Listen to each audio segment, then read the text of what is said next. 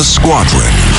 They called him Bullets, but we call him Greg Kelly. Greg Kelly is on the air on the Red Apple Podcast Network.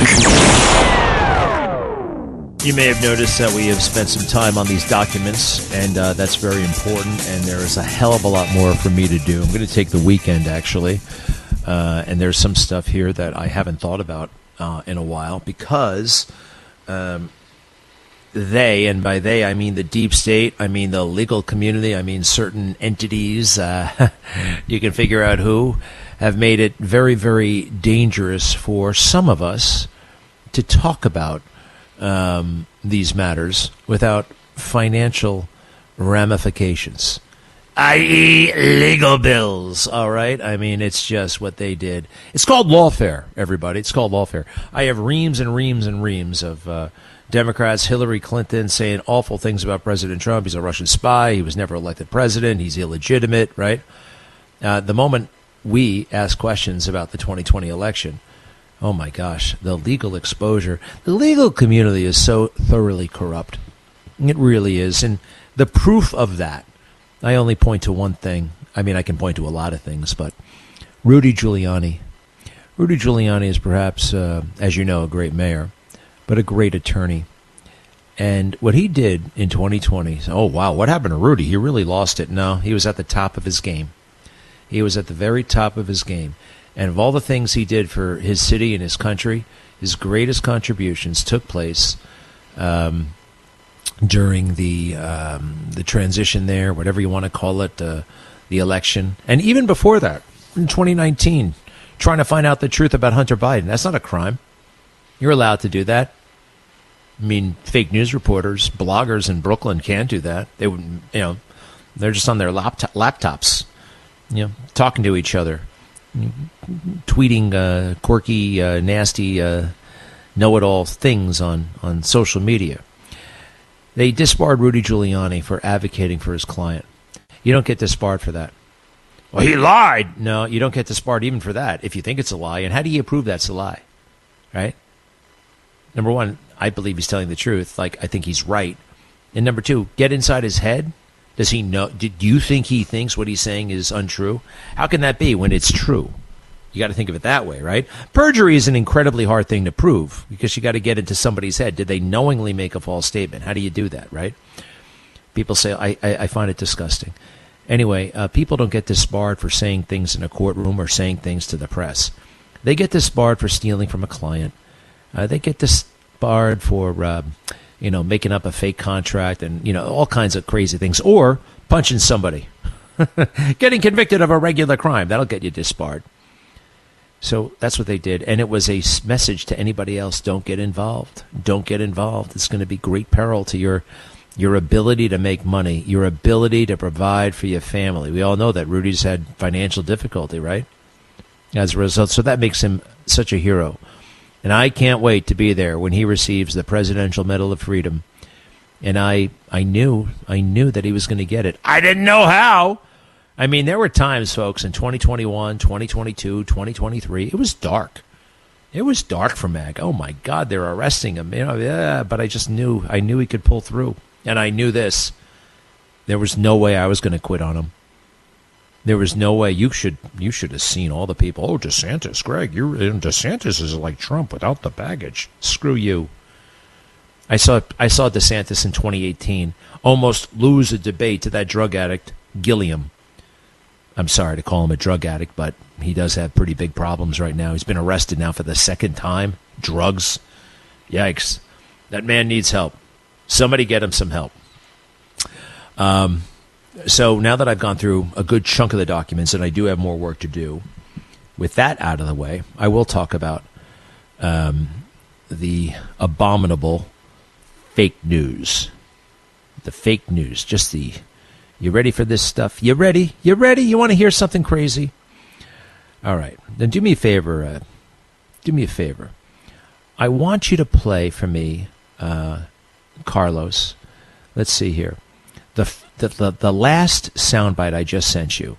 Tony Dokoupil on CBS. Much of what the president has said on security has been false. Yeah, huh? How do you know, Tony? How do you know? Looks to me like most of your time is spent at the gym, all right, and on grooming products. But let's listen to this beefcake all pompously, self-righteously say he's going to play the president's speech last night. Wow, what a profile in courage. In the olden days, Dan Rather, Walter Cronkite, the president, we go now to the White House and the president. This guy has to make a big statement about how enlightened he is and how tolerant he is and the most condescending they have to justify to themselves. Hey, what happened to Barry Weiss? I thought she was supposed to be, reining this kind of crap in. The editor-in-chief over there at CBS. Why didn't you fire this blowhard? I don't want anybody to get fired. Make him a CBS deputy weekend guy. All right. You got that, Carlos? The very last one I sent you. All right. This is the top of the speech. Go ahead. The air tonight because in a few moments, President Trump will be giving a speech. It's a speech expected to address safety and security of American elections, a topic, of course, that the president has talked a lot about for years now, at times almost constantly. And honestly, much of what the president has said on this topic has been false. Most notably, of course, the claim that he won the 2020 election when, of course, he did not. Because of this, there is an argument that it's irresponsible to air the president's speech tonight. But this speech will be made, it will be news, and it's our job to cover the news. And so we are. My CBS News colleagues and I are reporting tonight along with you to make sense of it as you will, and we will do it together. What it means for the country, what is true, and what is not. Oh, wow. We're going to do it together. Thank you, Tony. Oh, I like that young man. What a promising young man. What a thoughtful young man. We're going to do it together. It is news. He just declares things false, right? It's false, it's false, it's false. So President Trump is doing his speech. And at this point, let me see how far into this speech. He's only a few minutes in. And he starts, look, there are networks like ABC and CBS, ABC and NBC who are not covering it. Listen to Tony D there. Listen to what he just said. And now the speech starts to get a little bit hot, right? And watch what that man does. All right, let's go to the second to last clip I sent you, Carlos. Thank you. All we want is honesty in our elections and honesty in reporting. They pay nothing for multi-billion-dollar assets. Great damage has been done to our country. Our elections. You've been listening to President Donald Trump in the East Room addressing what he says is what is necessary to secure American elections. I want to go back to Major Garrett here. You've been listening along with me. Hey, he took some keep going. What the hell? Swings at China. What about letting us all? It's news. You heard that big pompous jerk statement at the top there? Wow. How do you know? Did you sit down and count 77 million votes? 84 million votes? Did you do that, Tony D? You're bringing your expert, huh? What does the expert have to say? Without looking at anything, because these documents have been online for about 8 seconds at that point, and most people couldn't get through to the website because honest people were trying to get those documents and read them and understand them. Listen to this abomination of a conversation between these two, interrupting the president's speech so they can get in there with their fake news. Next clip. There's another thing the president's going to talk about that I think will click in our viewers' ears. Yeah. In cooperation with 12 states, the administration believes it has found 25,000 non-citizens on voter rolls. And it extrapolates from that the potential of 250,000 non-citizen on voter rolls in our country. Again, that's a number that would probably, to our viewers, cause some sense of concern. One thing to know about that, just because you're on a voter roll does not mean you're an active participant. Lots of Americans are on rolls and don't cast fat ballots in elections. And states do a pretty good job of trying to scrub their voter rolls on a regular basis to look for this. But the administration do they, Major? Be more aggressive in this space. Oh, nothing to worry about. Is that what you said? Yes. The nothing to see here media. Yes. With everything's how many fine. Millions of voters? Well, let's go back to the 220 million. That's almost all the voter rolls. So it's a very small percentage of a very large registration voter roll across all 50 states. 68 million voters is the number I have here from an earlier briefing. All right, you so ignorant you've got fools. 25,000. You dumb people, stop talking. It's like there's, are they journalists or are they Democrat National Committee spokespeople? Right? Let the president finish his gosh damn speech, for crying out loud, before you guys start crapping all over it. Can you believe it? The arrogance. How can they? How dare they? That may seem like a very, very serious number. You know, it doesn't take that many votes to throw an entire election. That's the way our system works, actually. We had tight races all over the place, right? Tight. A couple of thousand votes go this way or that way. It can make all the difference in the world in some of these states. I kept hearing in Hillary Clinton, when she lost in 2016, those who were trying to minimize her defeat, saying that Donald Trump really, wasn't that significant an accomplishment. If 80,000 votes shifted in 3 states, Hillary Clinton would have won. And that's true, by the way. So these, it's just this. No, it could be just that. Does that make sense? How dare these people? How dare they? Now, I'm going to leave this stuff for a second behind. I got something else. Todd Blanche met with Epstein survivors. And by Epstein survivors, I mean Epstein grifters, Epstein jerks. All right, I'm sorry, but I couldn't help myself. I just couldn't help myself. I see these people, and they're running around the country. They got websites, they got speaking tours, they are doing TV shows, some of them are doing movies, and they claim to have been trafficked by Jeffrey Epstein. Now, I don't want anybody to be trafficked. I don't want anybody to be victimized. And I do believe, it's horrible. Just horrible to think about a child being trafficked and all that stuff. Oh, my God. But why is it whenever I turn on the TV and I see these Epstein survivors, well, you know what I see? I see adult women who were adult women when they met Jeffrey Epstein. This is what nobody seems to be able to grasp. This is what nobody, I don't know. These women are so beyond. You can't look into anything without being called the worst things in the world. I've been called a lot of things. You should see it when I start talking about this issue on radio or anywhere else. People go bananas. How dare you? How dare you undermine these women? How dare you? Now, look, I'm just telling you what they themselves have said. There's a woman named Liz Stein who goes on Jake Tapper, craps all over. I'm being very crude, but really, really disses Todd Blanche, the way he behaved. Oh, my gosh, he hasn't been nice enough to the survivors. He hasn't been. Well, she was 21 years old when she met Jeffrey Epstein for the first time.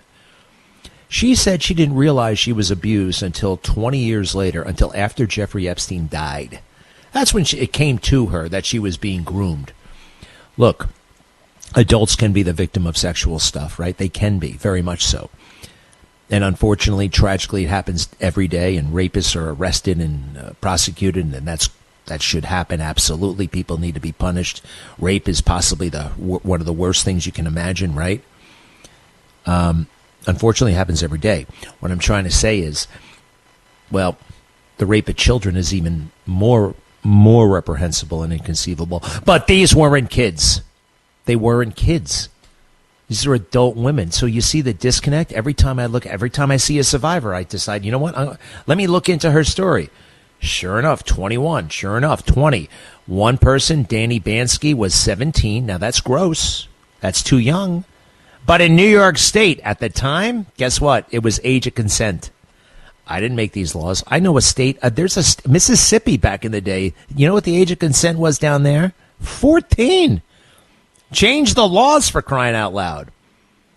She went to Jeffrey Epstein's mansion in whenever the hell that was. With her mom, by the way. Her mother was there. And she knew she was going there to get to do a massage for money. Now, some might say, was that sex work? Did she, why would 17? But age of consent, the whole damn thing is sick. All right? I'm not saying Jeffrey Epstein. Well, I don't know what the hell I'm saying about Jeffrey Epstein. I mean, I don't want to be told. Just because the media and the government tell me something, I am not going to buy it anymore, and you shouldn't either. And these so-called survivors are a scam.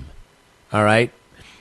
I keep saying, well, not all of them. Well, every single one that's been on TV that I've looked into, The other one, Farmer is her name. She went to the FBI in 1996. You know what she accused Jeffrey Epstein of? Stealing the child pornography photos of her sister that she took. Right? So these are the three most prominent Epstein survivors. Two of them, one was an adult, one was of consenting age, and the other one took child pornography pictures of her sister and was upset that Jeffrey Epstein stole those pictures. So she went to the FBI. Crazy, weird, doesn't make sense. Don't go along with the narrative because it's easy, convenient, or you want to believe anybody. Please, be right back. Greg Kelly on the Red Apple Podcast Network. Everybody needs to take a good hard look at their cable lineup and think about their patronage of Fox News. You know, Fox News has tremendous resources. It is a multi-billion-dollar company, and they have profited immensely from the popularity of President Trump. They also took a very big hit back when they tried to stab him, shiv him in the front, back, face, breast, chest, neck, and head, right, in 2020, calling Arizona the moment the polls closed. They took a big, big, big hit, and they promised themselves, well, we're never going to let that happen again, and they went all in for Trump until, of course, January 6th, and that was it, right? Never coming back. And they ignored him for 2 years. Even when he was running for president, they never took his events. They never took anything. And they were promoting the hell out of DeSantis. But then, oh my God, he comes back. So they come together and they give him that phony baloney Patriot Award. Remember that? Right? They give him a great big award. Okay, all right, we're all in now. We're all in. Until you're not. You know, to see that Fox and Friends crew today talk about everything but this, to see, you know, the amazing Sean Hannity, who's done so much for this country. I love this guy. Who got to him, for crying out loud? Who got to him and said, don't talk about this? How could you not talk about this? How could you, you know? So remember that, okay? They're fooling you and they're playing you. And that don't happen around here.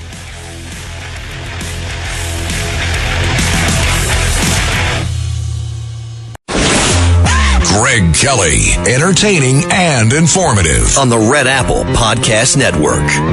Ooh, I found it. I found the piece of resistance. Oh, baby. I've been looking for this bad boy. All right, I have more documents. I knew it was like a needle in the haystack a little bit, okay? Approved for public release by counsel to the president. Let's see here. Release this month. Okay, what do we got here? We got a lot of tabs. We got a lot of tabs. We got a lot of tabs. We got an organization chart of the Inspection Division, Intelligence Reporting Strategic Review. We've got approved for release. We got, baby, we're getting we're getting closer. We're getting closer. I got transcript logs. I got call logs. I got all kinds of things coming. Oh, yeah, baby. Here we go. I'm getting closer. I'm getting warmer. What do I have here? More organization charts for the Counterintelligence Division, the Criminal Investigative Division, the Albany Field Office. What the hell does Albany have to do with it? Okay, I'm getting there. I'm getting there. Handling agent meets with source. Handling agent FD 1023. Okay, this is kind of like the template. You know what I'm actually, and I know where this is going. Just give me a moment. I'm getting there. I'm finding it. All right. We got a lot of like glossaries in this thing. There's a glossary. What is the legal action needed in relation to the... Oh, gosh, they got laws and rules for everything. And they got 25... Here's an example. All 4 intelligence product types must meet the DRAIN threshold. DRAIN stands for detailed, respectful of users' use pers, whatever the hell that is, authoritative, of interest, and new. For additional guidance on meeting the DRAIN threshold, see the FBI Raw Intelligence Reports Manual. All raw intelligence reports must contain actionable intelligence and must be sufficiently detailed to be of operational, investigative, or analytical value to recipients. You know, when I read some of this stuff, and this is just handbook crap, you know what they have here? This is like a justification. This is a catch-all to get rid of anything. This is the ultimate bureaucratic sneaky trick book. All raw intelligence reports must contain actionable intelligence and must be sufficiently detailed to be of operational, investigative, or analytical value to recipients. You know, they like to standardize this, but guess what that sentence is? Subjective. All those things mean different things to different people. Oh, yeah, this has all that criteria. Oh, this has none of that criteria. I'd be hung up on actionable intelligence. What does actionable intelligence mean? Okay, there may be a definition for it, but I think the layperson would think, okay, we have the intelligence, now we have to take action because of this. You know, Al-Qaeda is going to bomb Union Station in 10 minutes. Okay, we got to send the fire department and police and flood the zone and the bomb squad, get them over there right now. Right, that's the action. What if there's just stuff to know?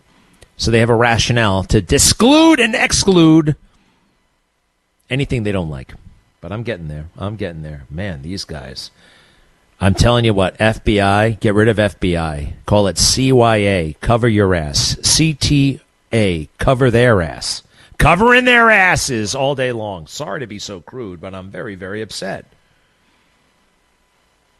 I'm not that upset, actually. Okay, here we go. Shoot. I spoke with Redacted earlier in case he receives inquiries from operation components at HQ, but to make sure others are involved. Okay, here we go. Nikki Flores. Remember this name, Nikki Flores. Nikki Flores. Shoot. Earlier today, I had a conversation with FBI HQ, IA, about his IIR. Oh, Jesus. Hi, team. CID here. Are you guys tracking this IRR? Given this topic, this is obviously going to get quite a bit of attention. Thoughts on CID adding in some additional analyst comments on this to put this urgent reporting in context. Okay. Come on. Shoot. This is where she says, okay, here we go. I shot SIA a message explaining the situation and asking them, I apologize, all right? You know, this is smoking gun stuff, but it's also layered, right? And it's shrouded, but we got to go through this. Seems like everyone was caught off guard by it. Okay. DAD Flores responds, good deal. Thanks again. Let us know if you need anything from us on this. Totally concur to pull this back till we get back in front of this guy. Good night. FYI, we'll get this back in the box. Okay, so we believe Flores is a CIA employee. And this is the person that Donald Trump believes acted as a shadow government and would not give the president the information he needed about the election. And I apologize because you know what I'm doing? I'm going through raw intelligence. Now, here we go. Now it's been refined, all right? Oh, brother. Okay, sorry, guys, but we got to do this. Warning. Substantive recall. This is an information report, not finally evaluated intelligence. It is being shared for informational purposes, but has not yet been fully evaluated, integrated with other information, interpreted, or analyzed. See what I mean? Receiving agencies are requested not to take action based on this raw reporting without prior coordination with the FBI. Unless a conviction in a criminal trial proceeding occurs, a presumption of innocence exists for any person being reported in this IIR. Substantive recall, they say it again. Cover your ass, cover your ass, cover your ass. Administrative notes, a determination has been made. The counterintelligence and foreign intelligence PLAs, Beijing was utilized in this report. Beijing, China, okay, getting closer. August 2020, People's Republic of China, United States of America.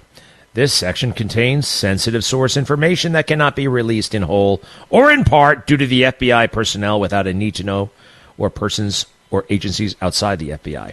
Motivation. The source was motivated by a sense of indebtedness towards the United States after being granted asylum and did not approve of the manner with which the PRC was governed. Access to source information. The source obtained the information from an identified subsource in China who claimed contact with unidentified PRC government officials. PRC, People's Republic of China. Timeliness to source of... Oh, gosh almighty. Okay, we get it. This guy's credible, okay? You really have to fill out all these damn forms? Forms. They have to justify everything. Okay.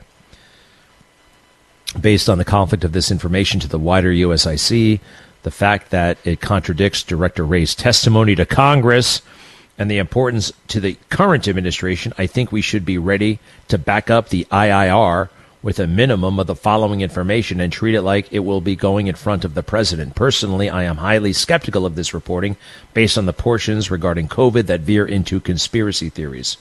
Ooh, who wrote that? Okay, sorry here, folks. Regarding the subsource, what are the identifiers? Okay, they're trying to downplay all of this. How was the source found? How was this happen? How did that happen? How did this happen? Based on the conflict, contradicts.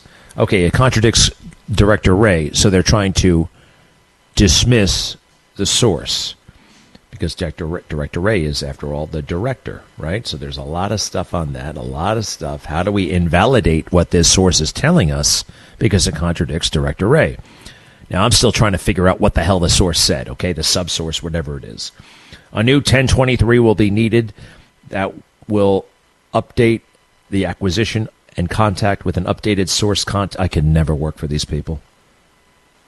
Again, the reporting will contradict Director Wray's testimony, and we can't have that, can we? You have to support the Bureau no matter what. Okay, more jargon. Okay, and sorry, folks. This is why a lot of people don't want to do it, because it's tedious, but it's necessary.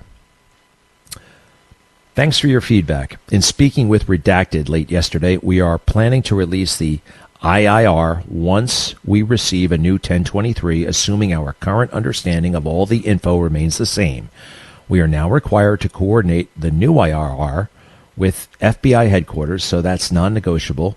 The reason for the new 1023 is to show we attempted to obtain new information from the confidential human source after recalling the original version. Why did they recall the original version? Because it contradicted the director? If we sent out a new IIR, the same original 1023 that was the source document for a recalled IIR, it would appear to the consumer that the FBI headquarters that we didn't attempt to gain new information, and to FBI headquarters we might look pretty foolish because they have all the background now. Yeah, it's all about how they look. A new 1023 will also give us a new date of info, but that's a very minor detail and not the primary reason we're requesting a new 1023. Redacted comment about the director's testimony was not to suggest we refrain from disseminating the IIR, rather to ensure everyone is aware of the attention this is likely to receive. You freaking liar. You bureaucratic son of a bitch. You, all of you, get rid of that FBI. I want that thing you just said out loud. You have that last line in there to say, we're not doing what we're talking about doing. Good afternoon, everyone. I'm not trying to be a pain on this, but after taking some time and thinking this over, I just want to voice my opinion and concerns on this issue and make it clear I do not agree with the reasoning for not putting this out. All right, he's covering his ass, but covering it with the idea that he might be in front of Senator Grassley someday. Okay, you know what we have here? We got a little bit of a whistleblower. Regarding the below, I am not satisfied with the reasoning of needing a new 1023 and headquarter review, as these things are everyday operational and administrative requirements. All right, I still can't figure this out. Most concerning to me is stating that the reporting would contradict Director Wray's testimony. Okay, most concerning to me is stating the reporting would contradict Director Wray's testimony. I found this troubling because it implied to me that one of the reasons we aren't putting this out is for a political reason, which goes directly against our organization's mission to remain apolitical and simply state what we know. Likewise, at the field operational level, I do not feel it is our job to assess whether or not our intelligence aligns with the director. Rather, we provide intelligence for people way above our pay grade, like the director, to make the call of what the FBI is seeing as a whole. I do agree that we have an obligation to not put out reckless information, he misspells words here, where we know something else to be false or will cause undue harm. However, we are also not in a sole position to determine a reporting's validity, as we only make up one USIC agency, United States Intelligence Community Agency, and an incredibly small fraction of all USIC and other FBI sources that could report on this matter. While it's entirely possible that our confidential human sources subsource did not get this information from a PRC government source, it's also entirely possible that he did. As just like in our own government, it is plausible that a journalist would have a source within the government. Goodness gracious.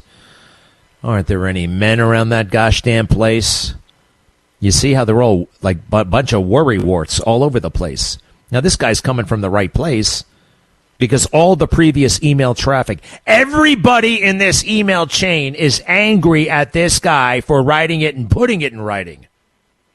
You know, I'm nitpicking his words a little bit, and fine. But the fact that there are words is a testament to this guy being a super duper great guy. My overall concern, if we want to have a disagreement about meeting elements of drain, I'm completely okay with that. My concern is it gets dangerous if we cite potential political implications as, yeah, I get it, pal. All right. Again, I obviously don't want to make the decisions, and I'm not sure if FBI HQ has provided you with additional reasoning as why they have told us to recall the IIR, but I just wanted to express my concerns. Happy to talk anytime. You know what the next email is going to say? See me. Call me. Nobody wants to talk. Nobody wants this into my. Okay, based on the conflict. Okay, they're still talking about how do we protect the director? How do we protect the director? It goes on. How do we protect the director? And then you may see the IIR.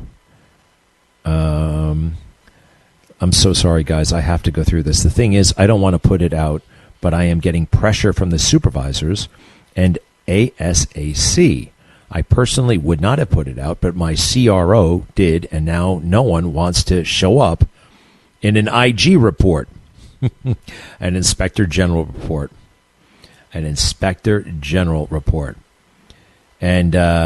Skype messages. Let's see here. Hey, I want to apologize. I didn't know I was unmuted. All right, saying something on a conference call, right? And then the person writes back, thanks for the clarity and the apology. I totally get your perspective of wanting top cover. The response, between us, I wouldn't have put it out, but my CRO did, and now everyone is afraid of being viewed as partisan. It's nothing to do with partisanship, the response goes. It's legit information, and we'd be trying to drill down regardless. But again, I get it. Another thought. It could come across as partisan putting the report out with such a strong title and no sourcing backing it up. It's all political. And another thing here. This is an amazing insight into the FBI, one of the most dysfunctional organizations to ever exist in any government. Please disband immediately. Kash Patel, I want to make you the bureau of something much cooler and much better. This is broken. Be right back. Greg Kelly, entertaining and informative on the Red Apple Podcast Network. All right. I got some work to do over the weekend, but it's glorious work. It's a privilege, and thank you to President Trump for making it possible. And also a lot of other people who helped him, including John Solomon, by the way. Just the news. Great guy. He's kind of now like, I don't know. I saw him briefing from the White House. Is he a special government employee now? What's going on there? Let's do this real quick. Frank. Is he there? Uh-oh. Hello. Can you hear me, Frank? Hey. Yes, I'm here. Can you hear me, Greg? I hear you now. Yeah. Go ahead. What's up? Sorry about that. Hey, I just wanted to put this onto your radar. Very exciting news last night from the president, and he signed an executive order back September 12th in 2018, and it's imposing certain sanctions in the event of foreign interference in the United States election. So I'm curious to see if we're going to see any of these sanctions be pressed on these people or organizations that had to do with our election interference. That's another issue. I will say this. You know, those executive orders, I think for every executive order, when Biden came in, he wrote an executive order canceling that executive order. So I don't know. And that's another, I'm angrier at our CIA than I am at China. Do you know what I mean? Yeah. And I expect our adversaries to mess with our elections or try to, all right? But I don't expect our government to keep that a secret from the President of the United States. That's a big problem I have. Thank you very much. Let's see here. Lamar, you think it's butter, but it's not. It's Lamar in Atlanta. Hello. Mr. Keller, just a few minutes ago, you mentioned the name Rudolph Giuliani. What occurred during the last administration in the case of that man and in the case of Mr. Roger Stone and Officer Flag Rank Flynn of the Corps and Enrique Tarrio and a litany of names too long to articulate in the brief time I have with you was an outrage of all human justice, sir. You say that we need proof. What more proof do we need, sir? From sea to shine and see the dead bodies of all women and children murdered by people allowed into this country by the Democrat Party. The chronic wrongdoing of the Democrat Party, sir, marks them as an enemy of the American people. And as they say south of the border, un enemigo hay que verlo como enemigo. The translation is that an enemy must be seen for what he is, an enemy. Hallelujah! I love you, Lamar. Keep it up. And keep in touch. I haven't heard from you in a while. I appreciate it. Very, very beautiful words. All right, I got to go out to, real quick, last call. I think it's the last call. Who's the person in the Hamptons? Is that Joanne? Yes. Hi, how are you? You on the radio? Oh, wonderful. I just wanted to comment on your take on the Epstein victims. Yes. Their age, and that the age of Monica Lewinsky, and she was called a consenting adult. Yes. So that just is mind-boggling to me, that one is a victim and the other one's a consenting adult. Thank you for taking that call. You bet. It's kind of wild, though, right? I don't think a lot of people know that about these alleged victims, right? It's surprising, isn't it? They are grifters. That's what they are. They're out for the money now. And they're always telling us look, I hate child sex trafficking. I saw that Voice of Freedom movie. Wherever the hell it is, I want it smashed and destroyed and people held accountable. But don't lie to me, and don't. We're all being jerked around and manipulated. Okay, adult women. These were adults. I'm sorry. You can look it up. You can follow the fake news, or you can know the truth. Thank you. Thanks for listening to The Greg Kelly Show. You can hear The Greg Kelly Show weekdays at 12:15 on 77 WABC. If you like the podcast, share it with your friends and listen anytime at WABCRadio.com and download the WABC Radio app. Hit that subscribe button on all major podcast platforms. Plus, follow WABC on social on Instagram, TikTok, Facebook, and X. See you next time for a new episode so you never have to wonder. What the heck is going on here?